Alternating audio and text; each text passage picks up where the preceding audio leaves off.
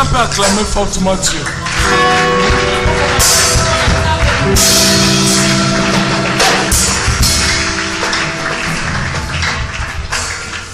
Alléluia. Lorsqu'il s'agit des acclamations, ce n'est pas seulement battre les mains, mais se faire accompagner des cris de joie. Est-ce qu'on peut le faire? Est-ce qu'on peut bien acclamer Dieu?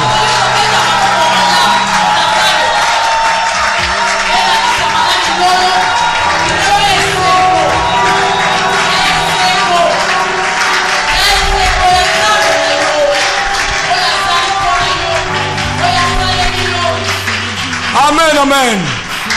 J'aimerais que tu salues de gauche et de droite.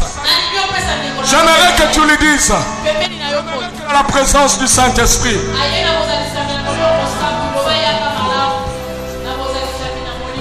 Ah, tu peux saluer cette personne. C'est ça la fraternité.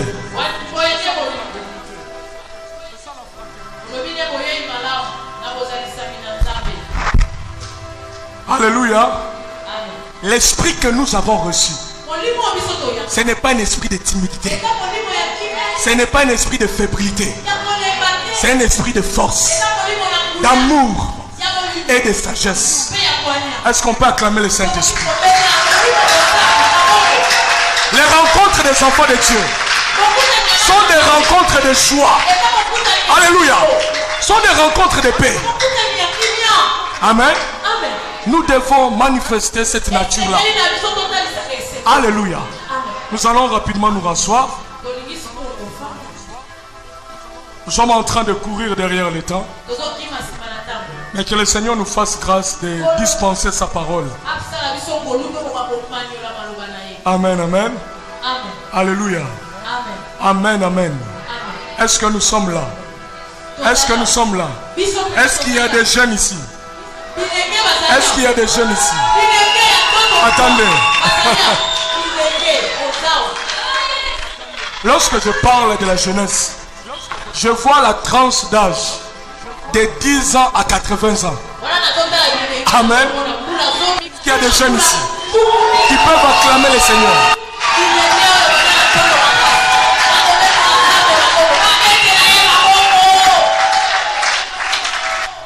Amen, amen. Que Dieu nous bénisse. Rapidement, je pense que les modérateurs qui étaient ici a procédé à honorer les hommes de Dieu qui sont venus aussi ensemble partager avec nous ce temps. Mais sinon, je vais demander rapidement, parce que nous courons derrière le temps, parce que les hommes de Dieu méritent un honneur. Alléluia. Nous devons apprendre à honorer les hommes de Dieu. L'un des problèmes avec les réveils aujourd'hui, c'est que le diable a infiltré un esprit irrespectueux vis-à-vis des hommes de Dieu. Ce n'est pas seulement au Congo ici, c'est partout dans le monde. Alors que lorsque nous lisons la Bible, lorsque nous parcourons les Écritures, nous remarquons que les personnes qui ont rencontré Dieu, les personnes qui ont eu la connaissance de Dieu, ont su savoir que s'il y a un Dieu qui est dans les ciels, il y a aussi des hommes de Dieu qui sont sur la terre, à qui nous devons donner respect, considération, comme nous les donnons à Dieu. Alléluia. Alléluia. C'est pourquoi je vais demander aux hommes de Dieu qui sont là. Rapidement, vous allez vous lever pour que nous puissions nous recevoir. Je vois le pasteur Rick Canto aussi. Je vois les hommes de Dieu. Est-ce qu'on peut acclamer le Seigneur?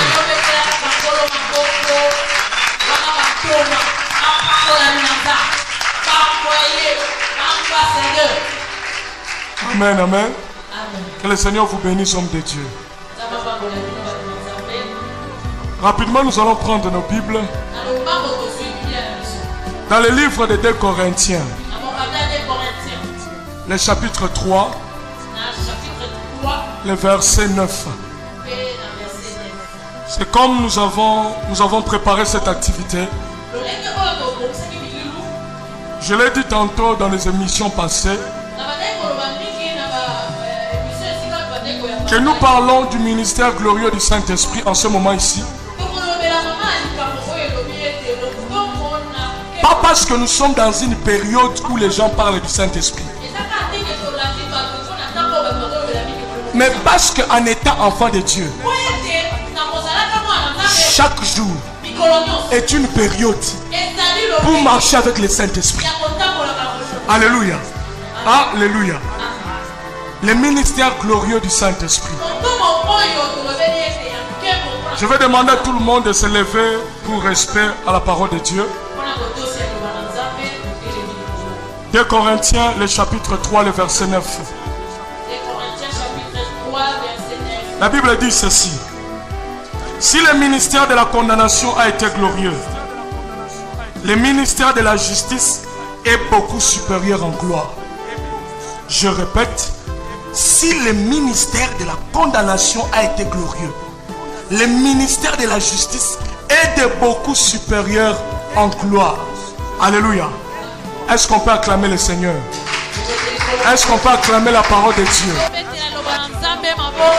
Frère, vous devez savoir que la Bible en elle-même est composée de tout ce qu'il y a comme ingrédient, comme vitalité pour soutenir ta destinée. Alléluia. Alléluia. Lorsque je te demande d'acclamer la parole de Dieu, ce que tu es en train de faire, c'est quoi? Tu es en train d'élever. Et lorsque cette parole contribue à ta destinée, c'est pourquoi Dieu lève les serpents des reins, afin que quiconque aura le regard tourné vers lui aura la vie. Alléluia. Il y a certains que nous semblons commencer à ignorer, alors qu'ils ont une portée grande esprit. Alléluia. Alléluia. Est-ce qu'on peut se rasseoir? Avant d'entrer dans le vif de mon sujet, je vais donner certaines définitions majeures et importantes pour nous permettre de comprendre au fil et à mesure que nous allons avancer quelle est la pensée que Dieu a voulu nous libérer ce soir. Pour ceux qui sont en train d'écrire, j'aimerais que tu écris ceci. L'on ne peut pas exercer un ministère sans être ministre.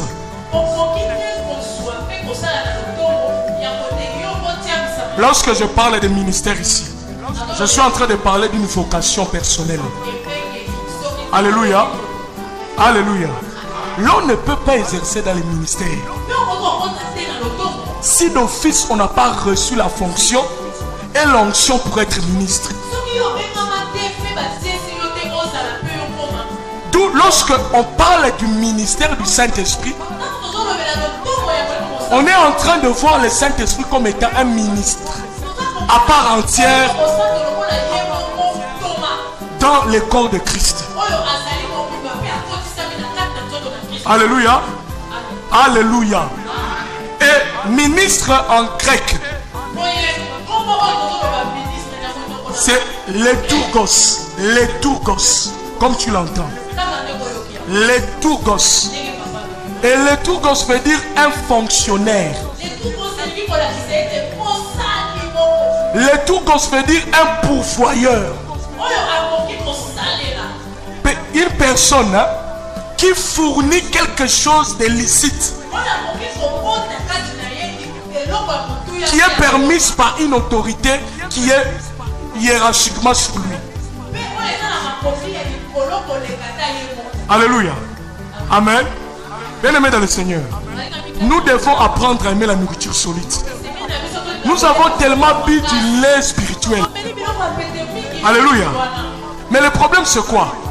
C'est que le lait spirituel ne nous a pas fait croître dans la dimension de notre maturation en Dieu. Alléluia. Alléluia. Lorsqu'un enfant grandit, il cesse le lait maternel. Il cherche quelque chose qui est solide. Quelque chose qui peut bétonner. Une nourriture qui peut lui donner la force de marcher. Une nourriture qui peut lui donner la force d'affronter les choses. Et c'est la même chose même dans la spiritualité. Lorsqu'on cherche une connaissance en esprit, l'on est arrêté dans des discours élémentaires, dans des portions de nourriture élémentaire. L'on doit rechercher avec désir, soif, la révélation profonde de la parole de Dieu. Car à la révélation profonde est attachée une dimension profonde. Alléluia. Alléluia. Bien aimé Seigneur, nous quittons d'une dimension vers une autre dimension. On a beaucoup prié, mais parce qu'on a beaucoup mangé. Est-ce qu'il y a quelqu'un qui me comprend? C'est pourquoi vous voyez la tromperie du diable, c'est de te laisser aller dans des retraites, c'est de te laisser aller à Mangengengue, prier, gémir, pleurer et de t'empêcher d'ouvrir ta Bible. Alléluia. Parce que le diable sait que dans le domaine de l'esprit, la croissance est le résultat des informations, la qualité des informations que tu reçois. Alléluia. La croissance spirituelle, c'est la capacité à appréhender les informations de qualité qui peuvent te bâtir, qui peuvent te rendre plus excédent dans le domaine de l'esprit par rapport même à ton âge. Alléluia. Car en réalité dans l'homme c'est l'esprit, le souffle du Tout-Puissant qui fait quoi? Qui donne l'intelligence à l'esprit de l'homme. Le souffle du Tout-Puissant c'est quoi? C'est la parole libérée, la parole écrite, les logos qui se convertissent en réma.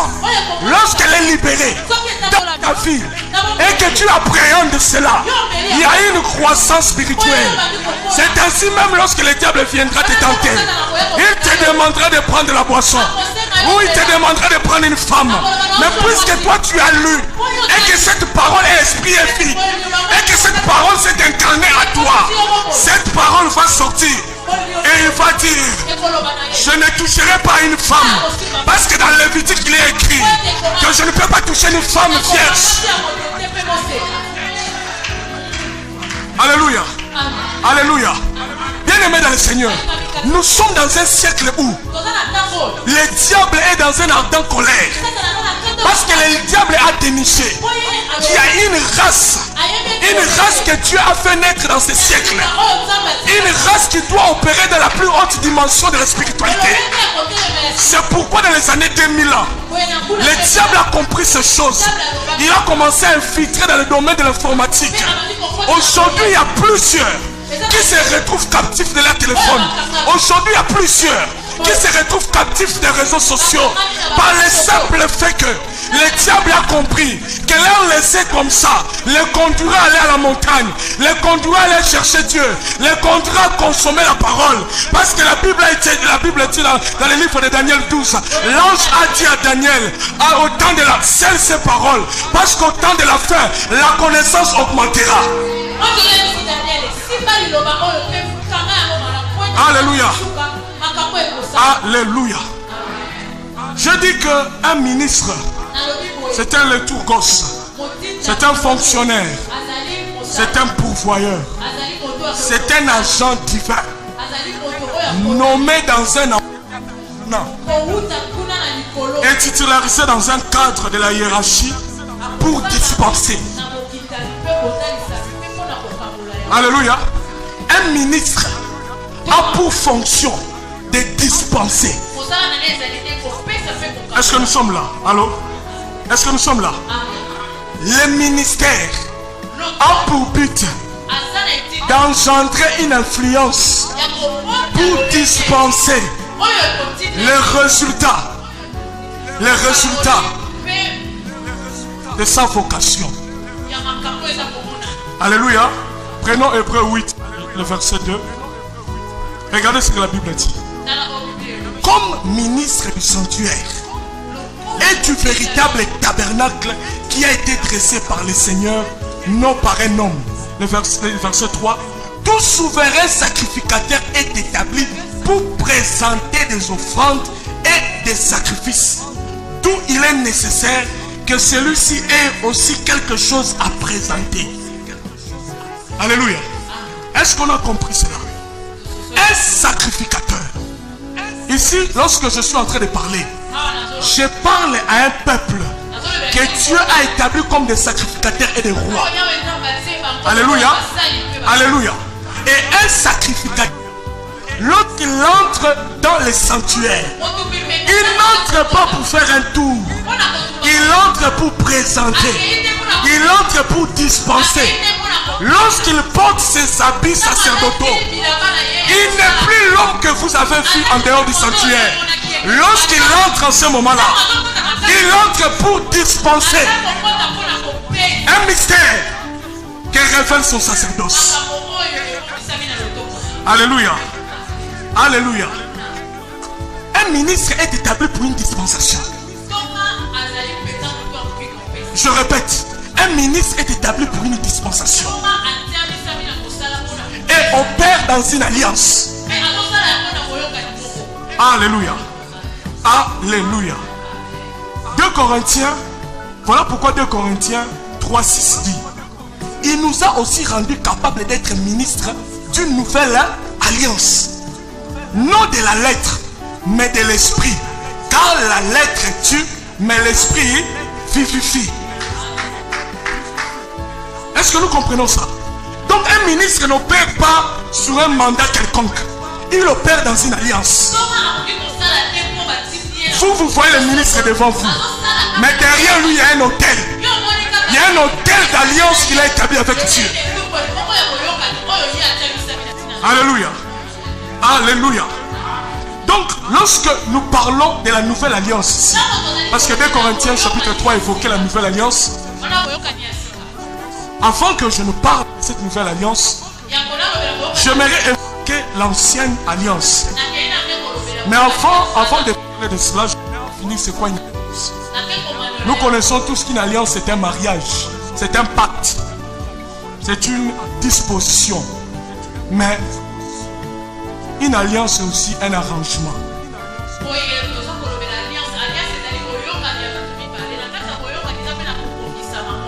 Regardez, je vais te nuancer ça.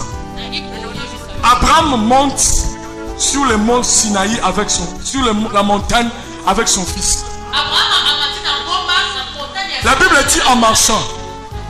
Lorsqu'ils ont dépassé les plaines et ils sont entrés sur la montagne, la Bible dit que le fils s'est retourné et a dit à son père Abraham: papa, j'ai vu le bois. Papa, j'ai vu le feu. Mais où est l'agneau?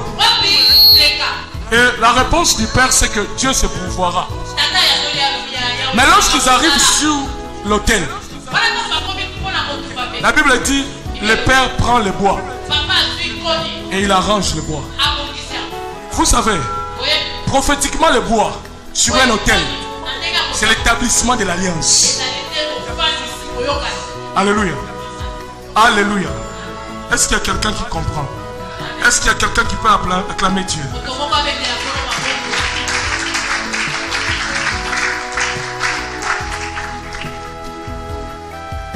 Isaac, il dit à son père: papa, j'ai vu le bois, j'ai vu le feu, mais où est l'agneau? Mais la Bible nous dit que le père n'avait pas seulement ces trois choses. Quand la Bible dit que le père avait entre ses mains l'épée et le feu. Alléluia. Mais Isaac, lorsqu'il parle, il ne parle pas de ces quatre choses. Lui, il parle de ces trois choses. Car il sait, l'épée ne peut pas avoir une valeur s'il n'y a pas un sacrifice. Alléluia. Alléluia. Est-ce qu'il y a quelqu'un qui est là? J'aimerais me faire comprendre. Parce que c'est pourquoi tu m'as amené. Alléluia. Alléluia. Est-ce qu'on peut acclamer Dieu?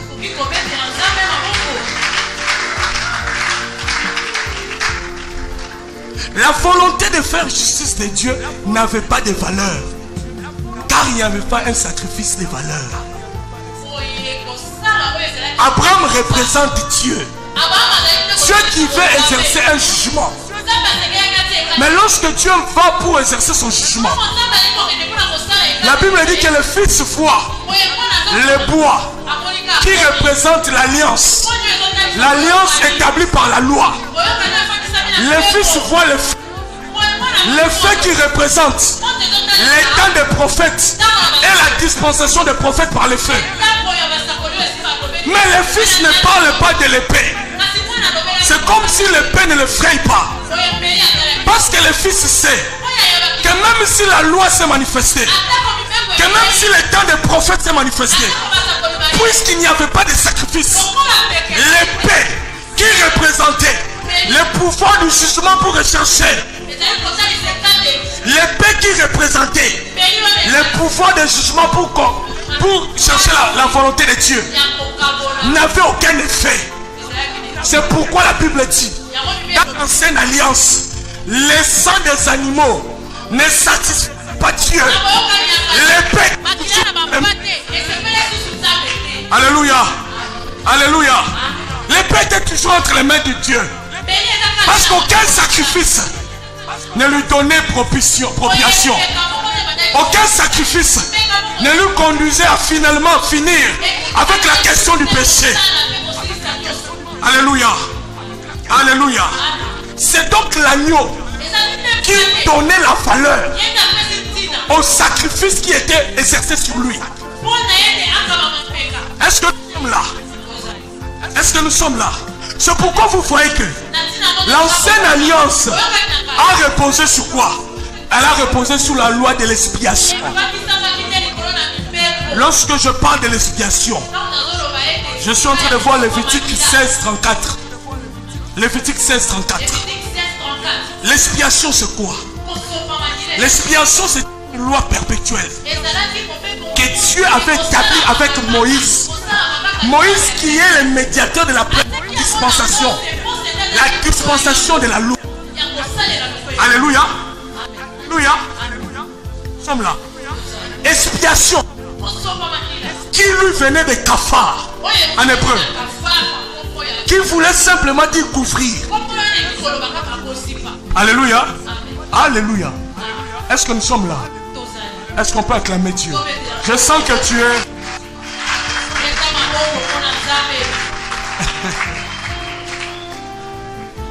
Je disais tantôt que expiation vient de Kafar, qui signifie couvrir. C'était un sacrifice qui s'accomplissait lorsqu'il y avait substitution. Parce que le sacrifice d'expiation, c'était un sacrifice qui était un rapport entre l'animal innocent et le coupable du péché. Il devait y avoir substitution. L'animal innocent devait prendre la place du coupable, afin que par son sang d'innocence, qu'il couvre le péché de ce coupable-là. Alléluia. Alléluia. Mais le problème c'est que Dieu n'avait pas besoin de l'expiation. Le souci de Dieu, c'était de ôter le péché. Mais le problème s'est retrouvé où? C'est que tous les animaux, tous les agneaux qu'on présentait à Dieu, tous les sacrifices de l'Holocauste qu'on présentait à Dieu, n'avaient pas la valeur requise à la volonté de Dieu. Alléluia.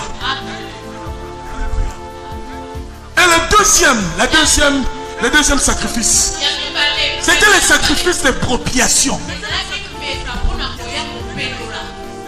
qui était un rapport entre l'animal sacrifié et Dieu. Alléluia. J'ai dit l'expiation, c'était le rapport entre les coupables et l'animal innocent. Mais l'appropriation, c'était maintenant un rapport, une relation entre l'animal sacrifié et Dieu.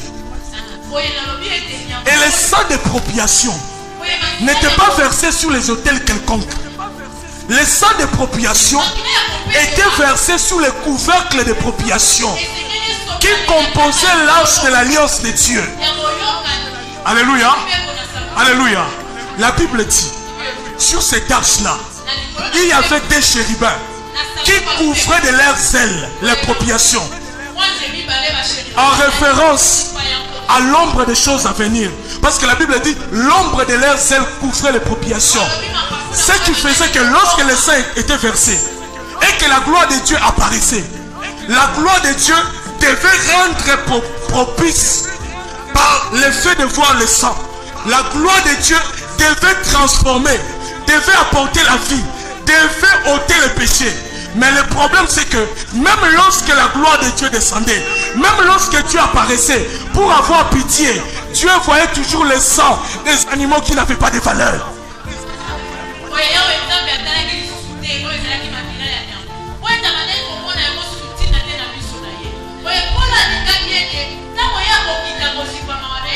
Parce que le sacrifice d'expropriation, c'était un sacrifice pour rendre Dieu affectionné vis-à-vis des hommes. Dans l'ancienne alliance, Dieu est un Dieu de colère. Dieu est un Dieu qui frappait.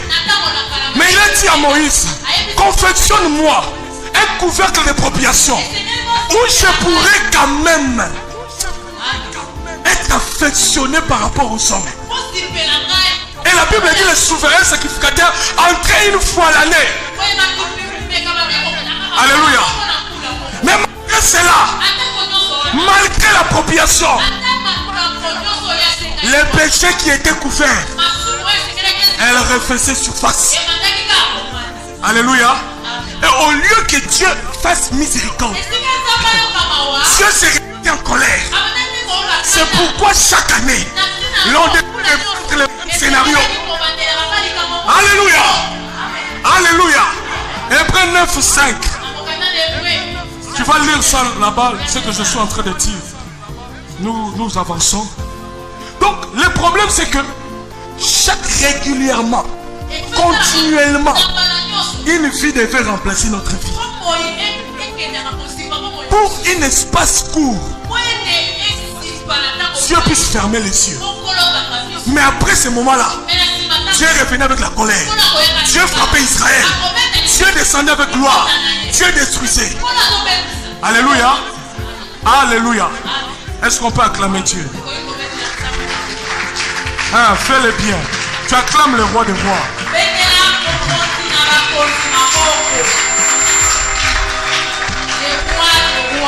Bien-aimé dans le Seigneur. Donc Dieu cherchait quelque chose. Le problème ce n'est pas l'agneau. Le problème ce n'est pas la compassion de l'agneau. Le problème c'est que Dieu cherchait à mettre sa marque sur l'agneau. C'est pourquoi dans la vie de Jacob, lorsque Jacob cherchait un salaire, regardez ce que Dieu va lui dire. Dieu va lui dire, je vais mettre une marque sur les agneaux. Et c'est ces agneaux-là qui seront ton salaire. Alléluia. Dieu est en train de préfigurer même sa volonté. Que son salaire à lui serait l'agneau qui est marketé. Alléluia. Alléluia. Donc Dieu cherche à marketer l'agneau qui va se distinguer de tous les agneaux et qui va apporter le salut et qui va ôter le péché. Mais le problème c'est que Dieu déboutait un problème. Alléluia. Dans la loi même tu avais des problèmes. Mais dans la grâce tu es venu annoncer une année de grâce. J'aimerais te dire en passant, tu es dans la saison de grâce. La saison où tu reçois des choses imméritées. Parce que le salaire qui a été consommé à la croix. Alléluia. Le problème, c'est que Dieu recherchait un salaire. Comme Jacob, Dieu recherchait un salaire. J'ai longtemps travaillé. Je me suis battu pour ces brebis. Mais je ne dois pas partir comme ça. Il me faut un salaire. Le diable ne peut pas corrompre toute l'humanité. Il faut les acheter. Il faut ceux qui ont les tâches de Dieu.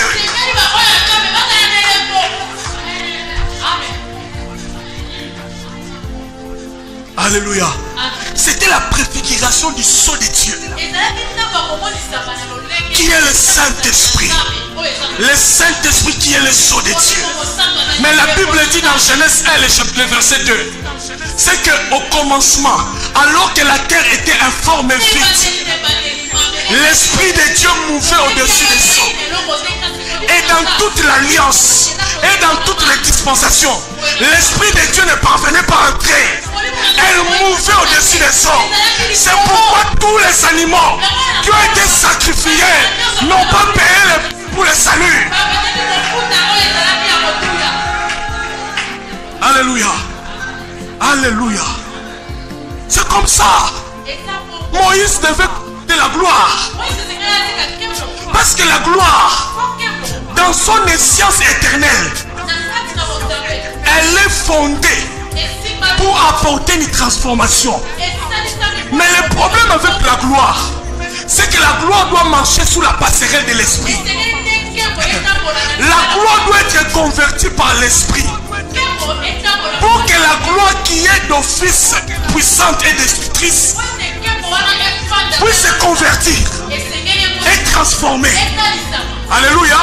Mais le problème, c'est que dans l'ancienne alliance, tous ceux-là qui ont suivi Moïse, tous ceux-là qui ont sacrifié des animaux, ils n'avaient pas la transformation que donnait la gloire. La Bible dit d'ailleurs, un jour Dieu dit à Moïse, dit à ce peuple de venir devant la montagne, je vais descendre. Et la Bible dit, lorsque le peuple s'est rassemblé, la gloire de Dieu est descendue. Et la montagne a commencé à vibrer. Le feu a commencé à donner. Le peuple a dit non, non, non, non, Moïse. Désormais, toi-même tu iras les rencontrer. Nous ne voulons pas que cette gloire nous tue. Mais le problème c'est quoi? Dieu n'est pas descendu avec la gloire pour tuer. Dieu est descendu avec la gloire pour transformer. Mais il manquait quelque chose. Oh la brosira de rosa. Et tout le massia de bosse. Et la brore de cara de ça. Et la de car. Et la. Il fallait créer un passage pour le Saint-Esprit. Il mouvait. Il mouvait. Il avait le souci de descendre. Mais il mouvait. Il fallait créer un passage. Et Moïse n'a pas su créer ce passage. La Bible dit, lorsque Moïse est descendu de la montagne, ce n'est plus le Moïse miséricordieux qui pouvait crier vers Dieu pour le peuple. Lorsque lui il a vu la gloire et que la gloire l'a affecté, la Bible dit, il se mettait en voile. Alléluia. Il se mettait en voile. Alors que j'ai dit ici que le ministère est institué pour dispenser. Mais lui se mettait un voile. Pourtant le peuple voulait le regarder. Pourtant le peuple voulait dire, toi quand même tu as eu la gloire. Nous voulons voir la gloire. Cette gloire-là ne te tue pas. Donne-nous aussi cette gloire-là. Mais il s'est mis un voile.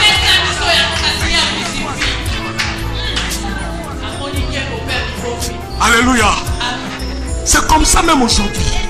Il y a beaucoup des hommes de Dieu qui se mettent un voile. Ils ont la connaissance. Ils peuvent dispenser. Mais ils préfèrent mettre un voile pour que le peuple perde dans l'ignorance. Oh, le fruit de l'ignorance, c'est la mort. Longtemps durer dans l'ignorance te conduira dans une mort certaine. C'est pourquoi Jésus a appelé les pharisiens qui s'orgueillaient du fait qu'ils étaient fils de Moïse. Il les a appelés race de vipères. Vous êtes une race de vipères. Comme votre père Moïse. Vous embellissez l'extérieur. Vous avez la gloire extérieure. Mais à l'intérieur de vous, c'est le saucement de Jésus. C'est pourquoi Moïse n'est pas entré. Parce que l'intérieur de lui, c'était le saucement desséché. Alléluia. Dieu lui a dit, Moïse, tu n'entreras pas. Alléluia. Tu n'entreras pas. Tu n'entreras pas. Parce que moi, je ne cherche pas ce qui brille aux yeux. Les hommes regardent à ce qui brille aux yeux. Mais moi, je sonde les reins et les cœurs. J'ai t'ai scanné. J'ai vu que tu n'as rien. Où est Josué? C'est celui qui va faire entrer mon peuple. Est-ce qu'il y a des choses, des gens que tu as donné mandat de faire entrer le peuple? Si cette génération, des Josué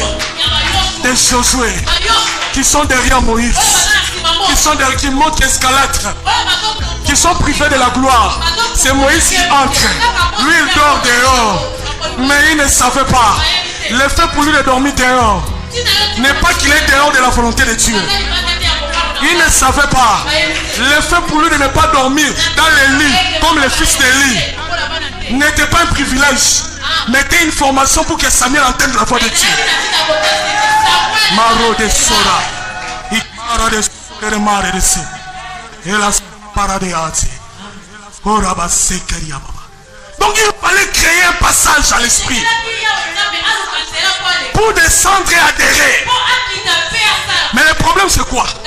C'est que l'autel a été institué. L'autel a été institué comme une maison de connexion, comme une maison d'ouverture spirituelle où les divins peuvent communiquer avec les terrestres sans pour autant violer la loi de Psaume qui dit les cieux sont les cieux de l'Éternel, mais il a donné la terre au fils de l'homme. Dieu a établi les tabernacles, l'autel, comme étant une ambassade où lui il ne descendra pas, mais où sa voix se fera ressentir dans la nuée. Alléluia. Alléluia. Donc il fallait créer un passage. Sinon, les sacrificateurs Abraham, c'est-à-dire les Lévites, allaient continuer à faire des sacrifices, des animaux qui ne pouvaient pas apporter le salut, alors que l'animal était bloqué dans les buissons. Il était comme ça. C'est comme ça sont les pharisiens jusqu'aujourd'hui. Ils ne voient pas que l'agneau est derrière. Il est bloqué au buisson. Il est bloqué au mystère de la loi du buisson. Alléluia. Alléluia. Alléluia. Cette voix qui s'est fait attendre, elle est préfigurative du ministère du Saint-Esprit, qui est là pour nous indiquer: cesse de tuer cet enfant. Ne tue pas cet enfant, car je sais que tu m'aimes. Mais voici, regarde derrière toi, il y a un animal qui est bloqué. Alléluia. Alléluia. 2 Corinthiens 3, 14. Regardez ce que la Bible dit. La Bible dit: ils sont devenus durs d'entendement. Qui? Les enfants d'Israël. La gloire, elle était sur Moïse. Mais la Bible dit, lorsque le peuple d'Israël regardait, Moïse mettait un voile. Et deuxièmement, Moïse ne mettait pas seulement un voile pour leur priver de la gloire, mais Moïse mettait aussi le voile parce que Moïse savait qu'il avait échoué dans sa mission. Parce que le but, c'était d'apporter une circoncision. Pas une circoncision dans l'alliance avec Abraham, mais une circoncision dans l'alliance avec l'esprit. Une circoncision de cœur dans le Saint-Esprit. Et cette passerelle-là qui peut convertir la gloire, il y a seulement si il passe en faisant d'abord une circoncision de cœur. C'est la circoncision de cœur qui rendait électif à la gloire transformatrice. Alléluia. Est-ce que nous comprenons ces choses? Si le ministère de la condamnation a été glorieux, le ministère de l'esprit est plus glorieux. Frère, c'est pourquoi divinement averti. C'est pourquoi divinement averti. Josué, lorsqu'il arrive devant les Jourdains,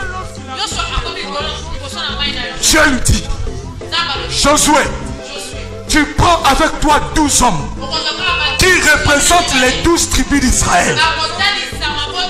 Ils avanceront avec les sacrificateurs qui vont porter l'arche de l'alliance. Et lorsqu'ils ont commencé à avancer, la Bible dit les Jourdains s'est séparés. Et lorsqu'ils ont commencé à traverser le Jourdain, Josué entend la voix de Dieu qui lui dit, Josué, arrête-toi là. Les 12 personnes que tu as pris, qu'ils ramassent 12 pierres qui se retrouvent dans le Jourdain et qu'ils entrent avec ça dans la terre promise. Mais toi, Josué, tu vas rester ici. Tu vas me faire un hôtel qui est composé de 12 pierres. Josué s'attendait certainement qu'après avoir fait l'hôtel, Dieu allait lui dire, prends un animal pour tuer. Mais Dieu lui dit, Josué avance, laisse cet hôtel-là. Et lorsqu'ils sont passés, l'eau s'est recouverte. Josué n'avait pas compris en son temps que cela était préfiguratif. Qu'avant la descente du Saint-Esprit, il devait avoir un passage. Un passage qui se fera dans un baptême. Pas un baptême d'esprit, mais un baptême d'eau. Il fallait, oh la soura de cara de sou, il prenait sourd de cas. L'autel est resté dans l'eau durant des années. Il y a des prophètes qui sont venus, qui ont voulu comprendre le mystère de cet autel. Des gens comme Élisée. La Bible dit, lorsque les Syriens est venu chercher la guérison vers Élisée, Élisée a dit à ce Syrien général, va dans les Jourdains. Plonge-toi cette fois. Et lorsque tu sortiras, tu seras pur. Alléluia. Alléluia. Va. Jette-toi. Tu vas être pur. Passe par les Jourdains. Car dans les Jourdains, là se retrouve la clé. La clé du salut pour les nations. C'est pourquoi la Bible dit, dans le livre de Matthieu, il y a un homme qui a été appelé de Dieu. Et son ministère, l'Esprit l'a conduit dans les déserts. L'Esprit l'a conduit dans les Jourdains. Il a commencé à baptiser. La Bible dit, il dit, c'est lui qui m'a envoyé. M'a dit, c'est lui qui baptisera de l'Esprit. Viendra et va passer par toi.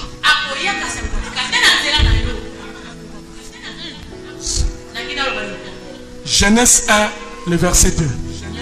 L'Esprit mouvait au-dessus des eaux. Il y a un homme de 33 ans. Il est né de manière extraordinaire. Un jour, lorsqu'il veut commencer son ministère, il fait ce que Josué a fait. Il va chercher 12 hommes. Il prend ces 12 hommes. Il va avec eux au Jourdain. Et lorsqu'il se tient devant Jean-Baptiste, Jean-Baptiste lui dit, je ne suis pas digne d'ouvrir tes souliers. Jésus lui dit, faisons ce qui est écrit. La Bible dit, lorsqu'il entre dans les Jourdains, lorsqu'il est immergé, quand il sort, le ciel s'est, le Saint-Esprit est descendu sous la forme d'une colombe. Et il s'est posé sur cet homme. Et la voix s'est fait entendre. Voici celui-ci est mon fils en qui j'ai mis toute mon affection. Je t'ai dit que les sacrifice d'appropriation, c'était pour rendre Dieu affectionnant. Ah, Maro de Sika, Loreka Malusi Akale, Utelekore de Sika. L'agneau venait de recevoir la marque. Oh, l'agneau venait de recevoir la marque. La voix s'est fait entendre directement. Quand l'agneau a reçu la marque, la voix s'est fait entendre. Celui-ci est celui en qui j'ai mis toute mon affection. C'est lui que j'ai cherché.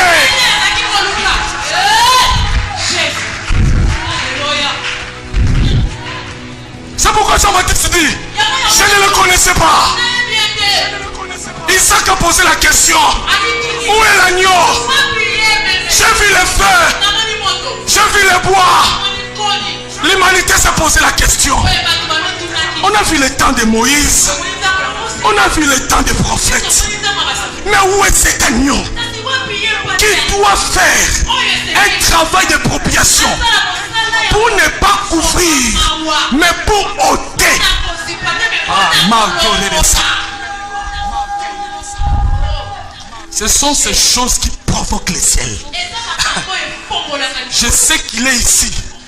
Et il est excité. Parce que c'est sa parole qui est libérée. L'heure est arrivée où nous devons parler de choses. Nous devons mettre à côté toutes ces choses dérisoires. Toutes ces choses passagères. L'heure est arrivée où nous devons révéler le mystère du Fils. C'est pourquoi les vieillards Jean cherchait qui est capable d'ouvrir les seaux et les regarder. Personne dans l'état a été capable d'ouvrir les seaux ni de les regarder. Personne ne pouvait regarder la gloire. Personne n'était capable. Jean s'est mis à pleurer. Jean s'est mis à pleurer. Mais le vieillard lui a dit, ne pleure pas. Voici l'agneau de Dieu qui ôte les péchés du monde. L'agneau est immolé. C'est ce qui fait sa distinction. Parce qu'il a reçu sa marque. Quand l'agneau était immolé avant la fondation du monde. Lorsqu'on parle de la fondation du monde, on parle de l'éternité. L'agneau est déjà immolé. Il fallait un passage. Passage qui va faire accéder ce qui est dans l'éternité. Pour rendre matériel dans le naturel. C'est pourquoi Jésus a dit à Nicodème, nul homme ne peut entrer dans le royaume de Dieu s'il n'est né d'eau et d'esprit.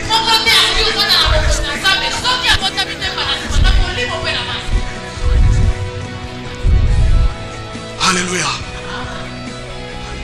Celui-ci est mon fils en qui j'ai mis mon affection.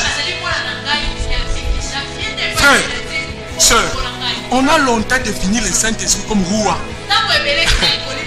Il y a des conventions, il y a des séminaires.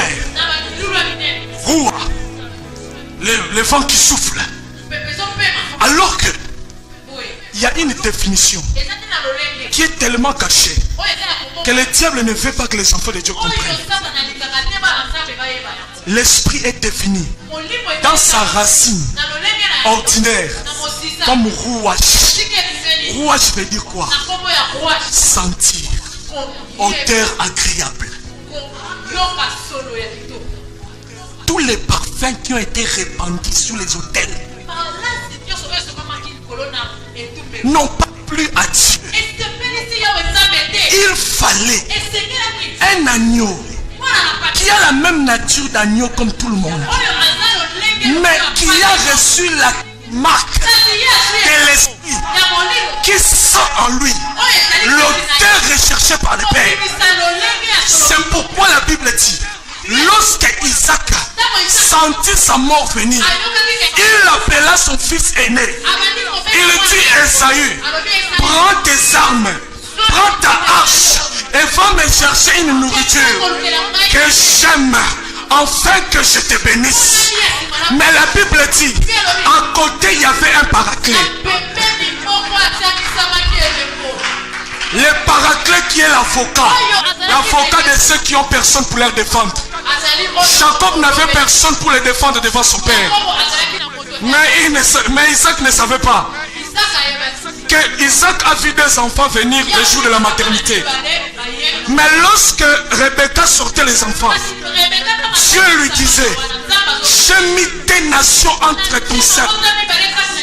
Les plus faibles dominera sur les plus.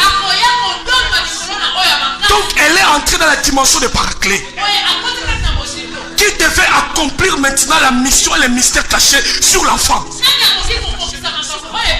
La Bible dit: les yeux d'Isaac ne parvenaient plus à voir.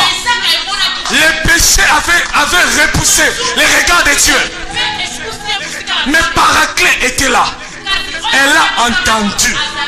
Elle est allée dire à Jacob: va dans la bergerie. Prends-moi des chevrons. Je vais les préparer.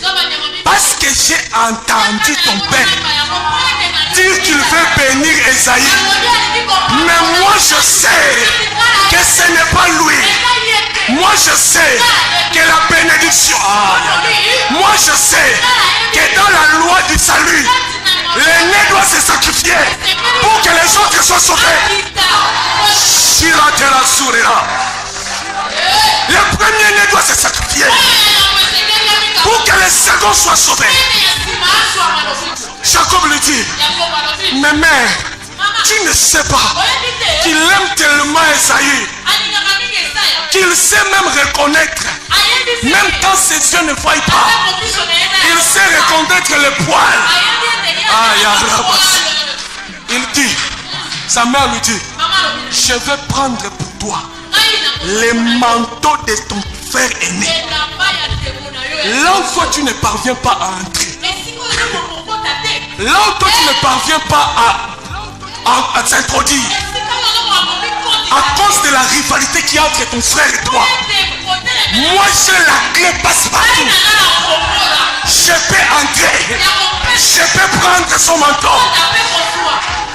C'est ainsi, Christ est mort à la croix de Golgotha, afin que son manteau soit maintenant un manteau qui est revenu au fils cadet. C'est lui qui est professeur. C'est ça la loi de la grâce. Jacob était un voleur. Il se mettait avec des femmes. Il était un paresseux. Alors qu'il y avait Isaac qui se battait dans les champs pour trouver la nourriture qui plaisait au Père. Le ministère glorieux du Saint-Esprit. C'est pourquoi la Bible dit: Rebecca prit la peau de ses chevrons et il le plaça dans les mains de Jacob. Parce que le père n'avait pas seulement besoin de manger, il avait besoin de toucher. C'est pourquoi lorsque le Fils de l'homme est ressuscité, il ne devait pas monter comme ça. Il devait apparaître pour que les gens touchent les signes. Oh, la soura et la cora de Cyprès. Je vais aller encore plus loin.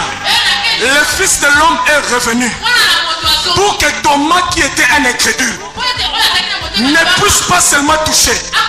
Car en touchant, il ne touchait plus un corps naturel, mais il touchait un corps de gloire. Oh, un corps de gloire. Oh, la gloire a comme fonction de transformer. C'était un transfert qui se faisait. Il prenait les signes de la crucifixion. Ainsi, celui qui a reçu Jésus, il porte les signes de la crucifixion pour montrer lorsque le diable veut se lever, pour dire il n'y a plus de condamnation pour celui qui est en Christ. Car Christ vit en moi, et Christ qui vit en moi, c'est l'espérance de la gloire.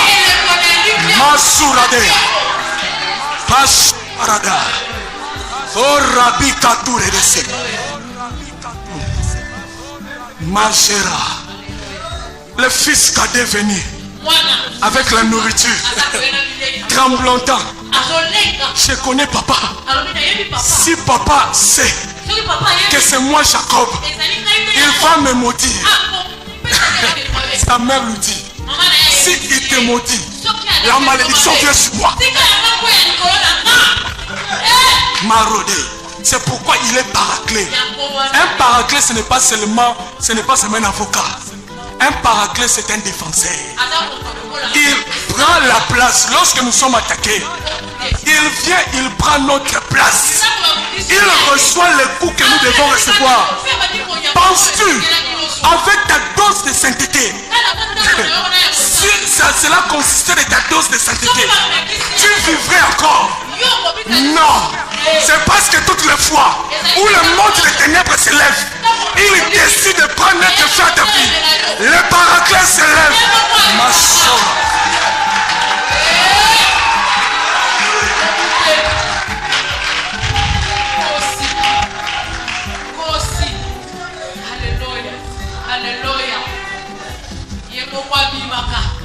Le paraclet s'élève.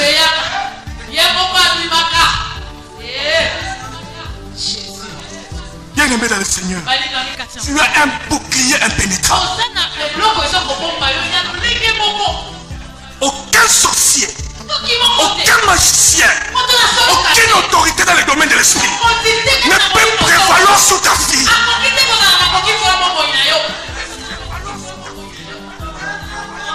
C'est pourquoi Paul disait, si je vis, ce n'est plus moi qui vis.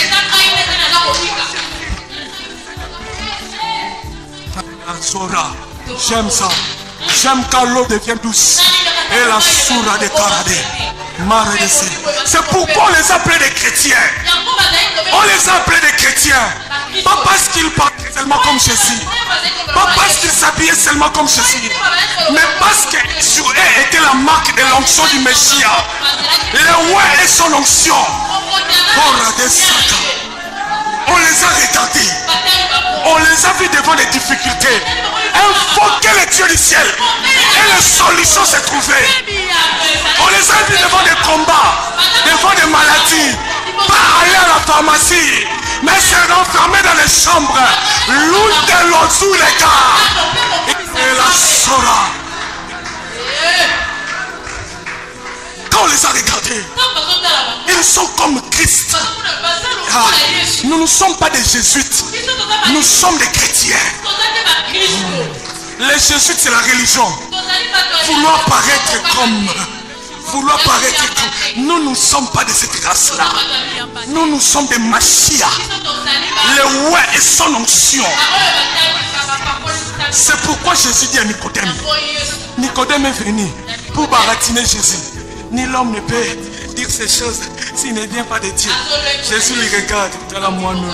En réalité, ni l'homme ne peut entrer dans le royaume des cieux s'il n'est né d'eau et d'esprit. Il faut une initiation dans le baptême de l'eau. Car j'ai ouvert les passages pour que le Saint-Esprit descende sur moi. Pour que je reçoive la tâche de Dieu. Afin que je monte sous la croix, qui est l'autel final où l'appropriation doit s'accomplir. Et lorsque j'ai accompli l'appropriation, l'esprit qui est en moi n'est plus en moi. Tu dois maintenant l'attendre. C'est pourquoi Jésus, lorsqu'il ressuscite, il dit ne sortez pas de Jérusalem.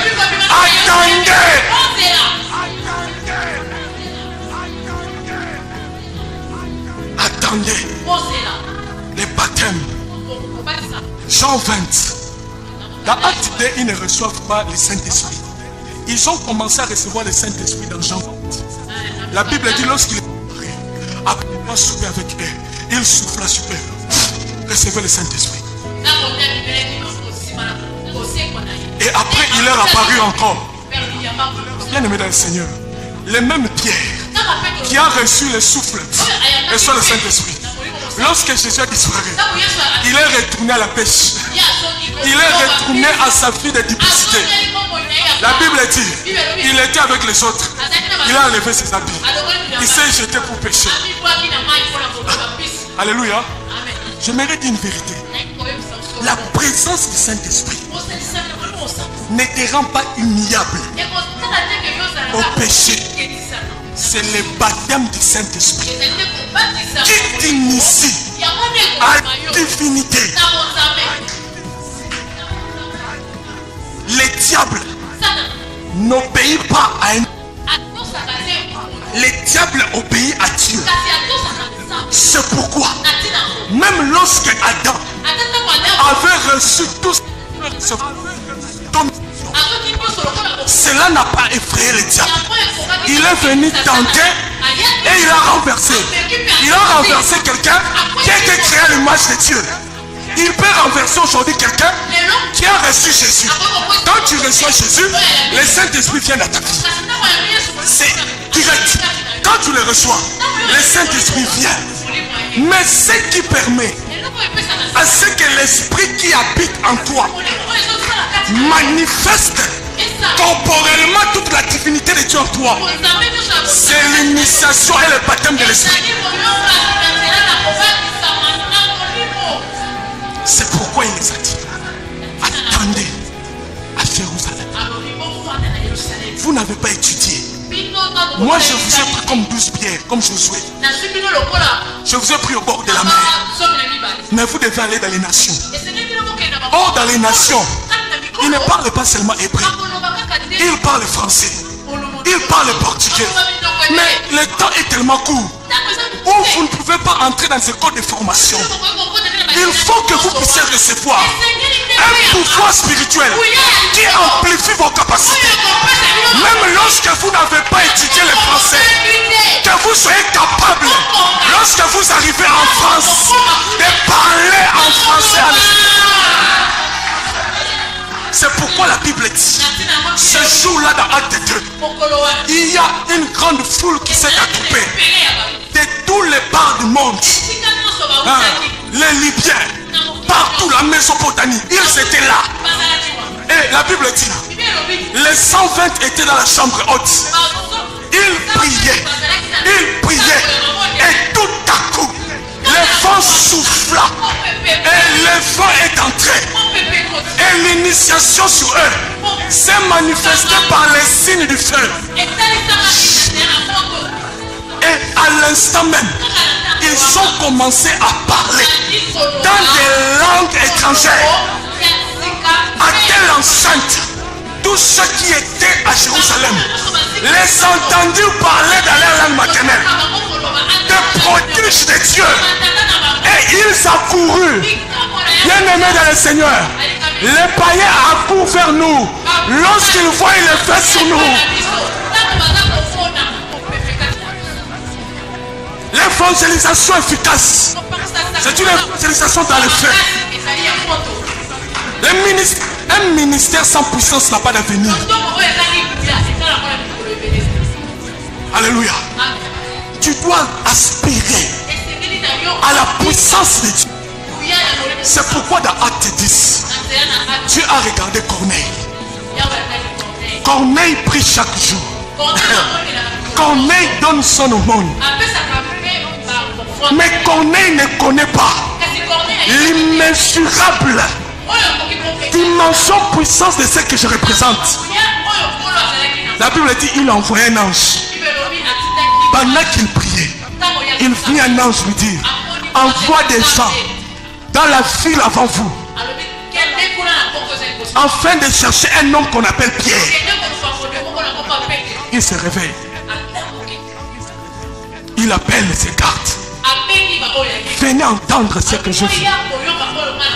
Voilà ce qu'on m'a dit. Allez-y.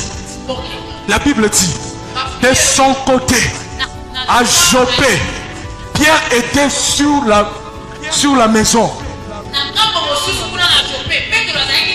À l'époque palestinienne, les lieux de repos, les lieux de prière étaient au-dessus des maisons. Ils construisaient des huttes pour ceux qui n'avaient pas d'argent. Et ils construisaient des chambres hautes. Parce qu'ils avaient cette croyance que pour entrer en connexion avec la spiritualité, nous devons monter au-dessus. C'est pourquoi d'ailleurs, l'ange a dit à Jean, Ce n'est pas à moi de descendre vers toi. C'est à toi de monter. Alléluia. Et Pierre est monté. Alors qu'il priait, la Bible dit il tomba en extase. Il vit le ciel s'ouvrir. Une natte est venue vers lui. Il entend la voix. Et il regarde sur la natte. Il voit les quadrupèdes, les animaux impurs. Et il entend la voix qu'il dit mange. Pierre dit non Seigneur, je ne peux tuer. Tue et mange. Non, je ne peux tuer. Tue et mange. Non, je ne peux. Et la Bible dit la natte s'est envolée.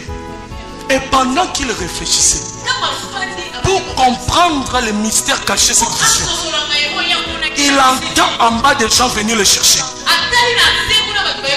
Et lorsqu'ils se mettent ensemble pour retourner là où Corneille était, le jour lendemain, la Bible dit quand Pierre entra dans la maison de Corneille, il avance directement sa parole et dit à Corneille,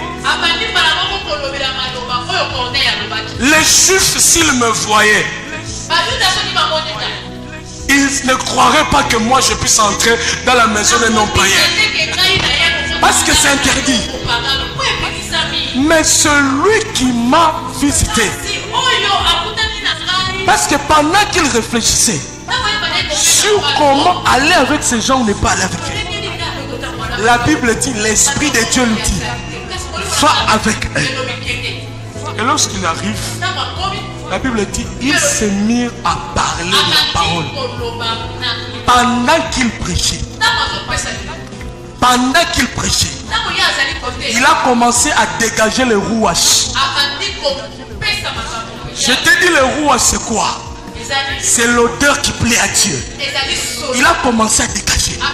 Et plus il dégageait, tout à coup même dit, l'Esprit de Dieu descendit sur Corneille et tous les gens qui étaient là. Et ils se mirent à parler à langue comme nous au commencement. Alléluia. Alléluia.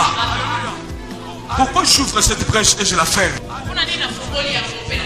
Parce que Jacob est en train de tâtonner avec les mains entre ses mains. Le Père va me démystifier. Certainement il reconnaîtra par ma voix. Il connaît cette voix des pécheurs. Il connaît cette vie des pécheurs. Dois-je avancer ou ne pas avancer? Dois-je tuer ou ne pas tuer? Dois-je aller ou ne pas aller? Et la Bible dit il est arrivé devant le Père. Papa, me voici. Isaac dit c'est mon fils Esaü. Il dit oui papa. Amène-moi la nourriture. Il lui amène la nourriture. Il prend, il mange. Il dit avance mon fils pour que je te bénisse maintenant. Et lorsqu'il avance, le père prend ses mains. Il touche les mains de son fils. Il tapote. Ah, il y a les poils. Mais les poils c'est le poil d'Esaïe. Mais la voix c'est la voix. La Bible dit il prit Jacob et il embrassa. Quand il a embrassé, il sentit l'odeur. Massou, il sentit l'odeur. Et il s'écria, c'est l'odeur de mon fils. Son odeur est comme le chant de l'Éternel. Et il bénit. Il ne l'a pas béni, pas seulement parce qu'il a mangé. Il a bien aimé dans le Seigneur. La marodessée, la visitation de Dieu ne dépend pas de tes œuvres, ne dépend pas de tes efforts. Il ne l'a pas béni parce qu'il a mangé. Il ne l'a pas béni parce qu'il a touché. Il l'a béni parce qu'il a senti.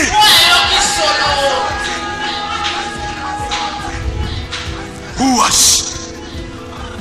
Parce qu'il a senti. Et même le baptême de l'esprit nous introduit dans notre divinité. C'est pourquoi un homme spirituel, un homme qui opère avec l'esprit, Il n'a pas besoin forcément de parler.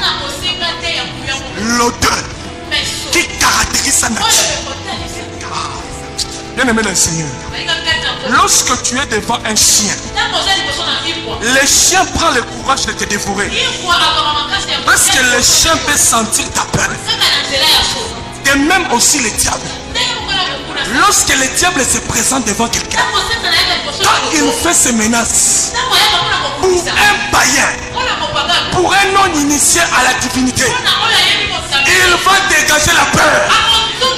Mais pour quelqu'un qui est initié à l'esprit, il dégage le rouage qui maintenant n'attire pas le diable, mais attire Dieu. Est-ce qu'on a compris ça? Le diable descend.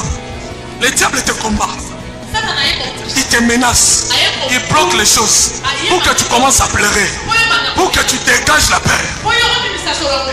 Maintenant de te dominer.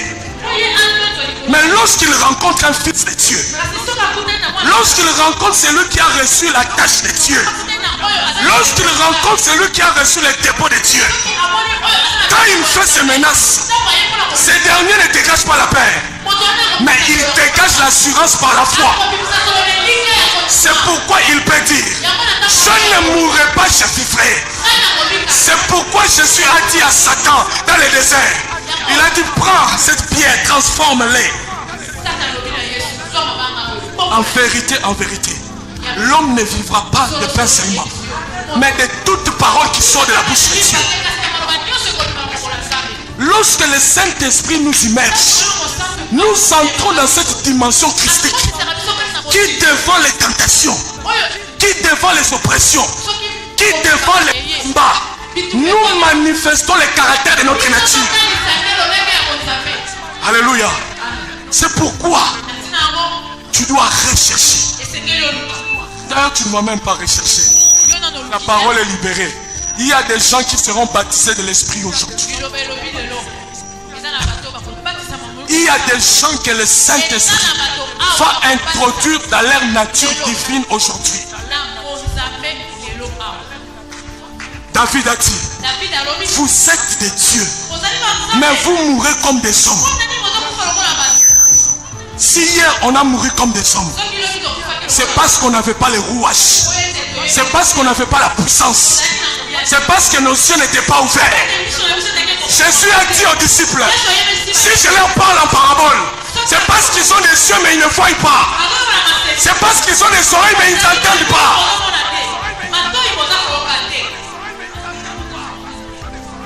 Il y a des gens ici, Dieu te parle jour, mais tu as des yeux mais tu ne vois pas, tu as des oreilles mais tu n'entends pas. Le problème c'est que Dieu n'est pas obligé de descendre à ton niveau. Quand Christ est déjà descendu à notre niveau, la Bible dit: lorsqu'il est descendu, il est monté avec les captifs et il est allé s'asseoir dans les lieux très élevés. C'est pourquoi lorsque des gens comme Marodes, Étienne, ils étaient persécutés, il a levé les yeux et la Bible dit: son visage a rayonné. Alléluia. Alléluia. Il y a des gens ici, Dieu veut t'initier. Tu vois comment tu as peur, hein? Quand je parle d'initiation, parce que le diable était tellement berné. Le diable t'a montré que c'est lui qui est occulte, alors qu'occulte, il n'y a aucun plus grand occulte que Dieu. Quand l'occultisme est composé de mystères. Alléluia. C'est pourquoi la Bible dit: au commencement, les ténèbres remplissaient la terre. Il n'y a aucune personne qui maîtrise les ténèbres comme Dieu. Que le diable ne te trompe pas. Alléluia. Il n'y a aucun esprit qui maîtrise les ténèbres comme Dieu. Il connaît les ténèbres. C'est pourquoi lorsque le diable s'est rebellé, il ne s'est pas levé de son trône. Bien aimé dans le Seigneur, aujourd'hui, tu vois, nous avons fini. Aujourd'hui, c'est un rendez-vous avec Dieu. Vous savez une chose, dans le domaine de la puissance.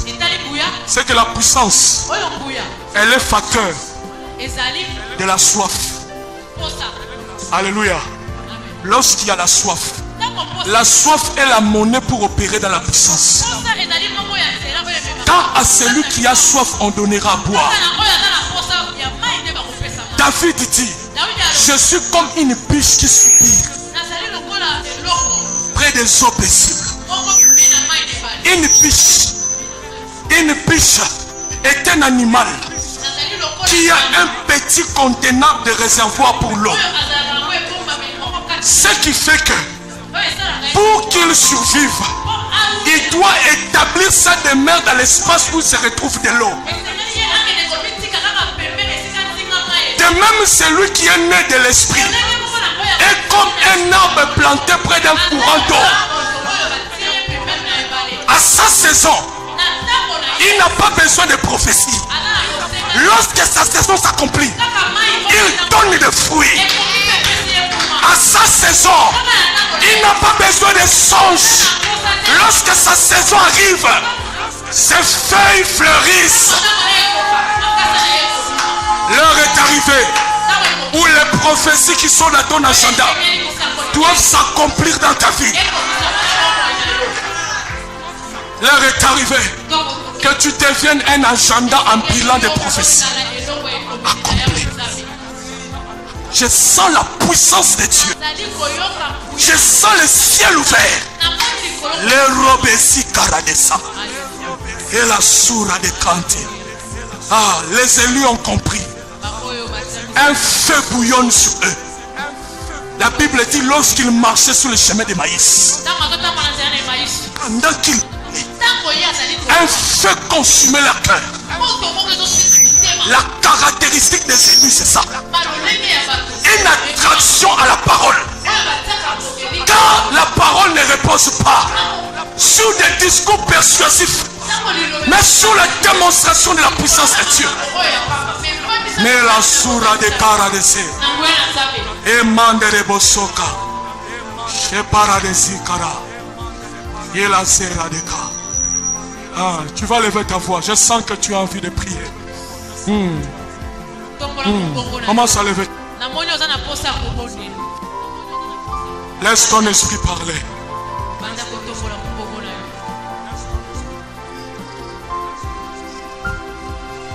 Alors que Pierre parlait, tout à coup l'esprit descendit sur eux. Alors que je parle, l'esprit de Dieu descend sur toi.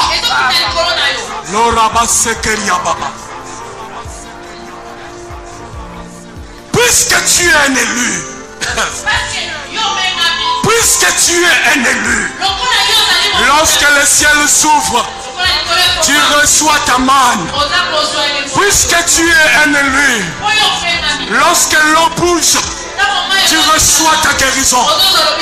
Alors que je parle, la puissance de Dieu se déploie maintenant dans la salle.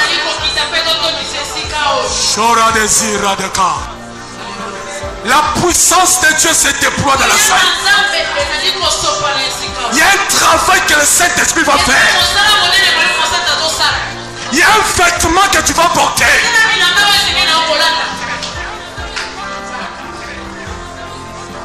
Bouillonne sur eux. La Bible dit lorsqu'ils marchaient sur le chemin de maïs, pendant qu'ils un feu consumait leur cœur. La caractéristique des élus, c'est ça. Une attraction à la parole. Car la parole ne repose pas sur des discours persuasifs, mais sur la démonstration de la puissance de Dieu. Mais la soura de Karadese et Mandere Bosoka et Paradesi Kara et la Sera de Ka. Ah, tu vas lever ta voix. Je sens que tu as envie de prier. Commence à lever. Laisse ton esprit parler.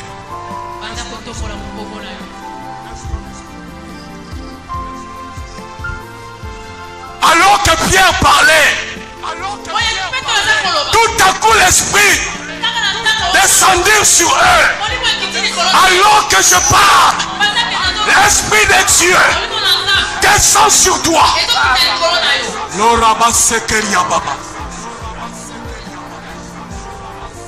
Puisque tu es un élu, puisque tu es un élu, lorsque le ciel s'ouvre, tu reçois ta manne. Puisque tu es un élu, lorsque l'eau bouge, tu reçois ta guérison. Alors que je parle, la puissance de Dieu se déploie maintenant dans la salle.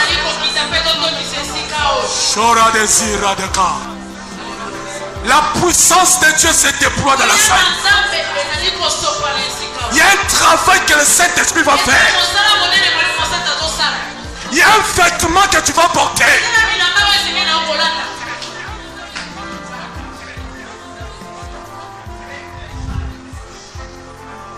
Il y a la brossie que le maradada.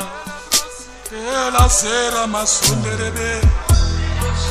Oh la sera ma sonderade. Chez la marode si elle ne le mosse. Et la sire bosse ne le bosse.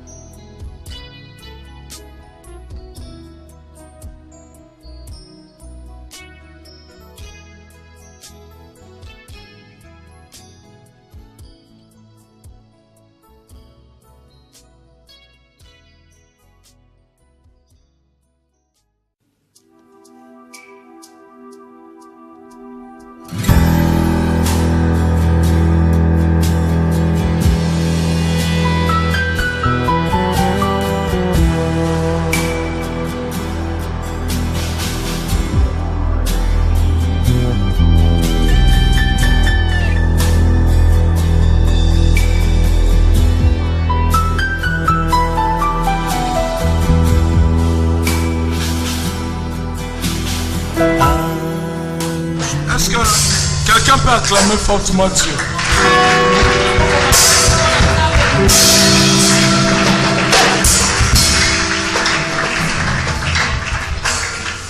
Alléluia.